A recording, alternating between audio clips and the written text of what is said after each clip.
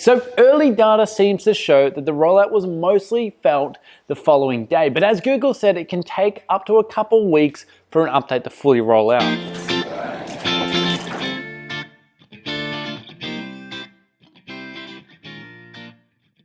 Hello and welcome to another episode of Tea Time SEO. Today we're talking about some really exciting data that we got our hands on about the new Google update that happened in December 2020. So early data seems to show that the rollout was mostly felt the following day, but as Google said, it can take up to a couple weeks for an update to fully roll out. Now, based on everything we've seen so far, it's a very big, broad update. Possibly even bigger than the one 7 months ago in May.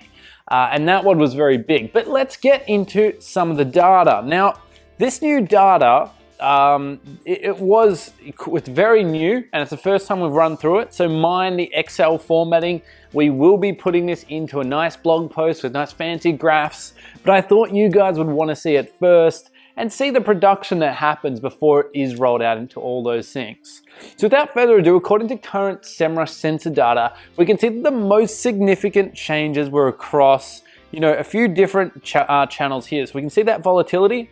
We can see on desktop, it's health and finance and science and books and all those kind of things. And mobile, we can see a similar kind of thing with science, finance, health. Now, it's always health and finance. They always seem to feel that hits the hardest. But interestingly, in both of those, it's reference and computers and electronics. So if we head over to the winners and losers, we can see a little bit of who, on a desktop SERP, who saw the most positions gained, their average position, their category, their global domains. And what we can start breaking down a little bit here is the distribution of winners by channel or by traffic, sorry. So we can see a lot of these people, right, quite evenly spread. People in the 10 million plus range, people in the 1 million to 10 million traffic, people within the 50 to 500K. They were the main kind of people, but it really was, you can see the evidence that this was a broad update. But the biggest one here, the biggest winner was computers and electronics. Now that's quite unsurprising. Given that I think a lot of brands in that space have really been lifting their game when it comes to organic and really putting out the kind of stuff that Google wants to see. Arts and entertainment and shopping as well. You can see some certain gains there. But on the flip side, if we start looking at the losers, we can see a lot more of a different breakdown here. A lot of these sites that got hit have over 10 million traffic, right? A lot of the other sites also reside in that 1 million to 10 million and 50 to 500K, but really the biggest chunk of sites getting hit here was big sites, which is actually quite the opposite of the previous algorithm update.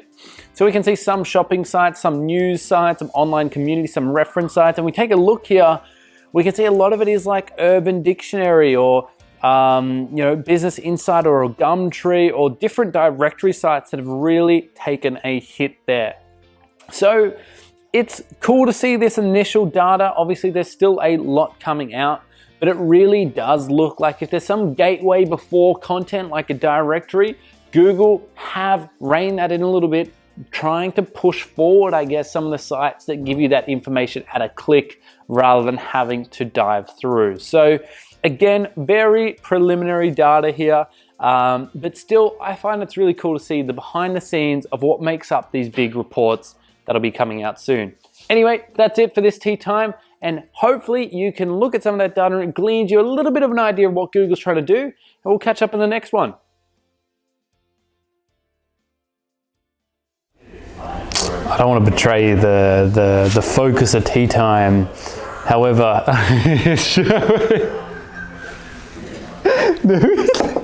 we got people starting to come back in the office, and it's very fun recording these now.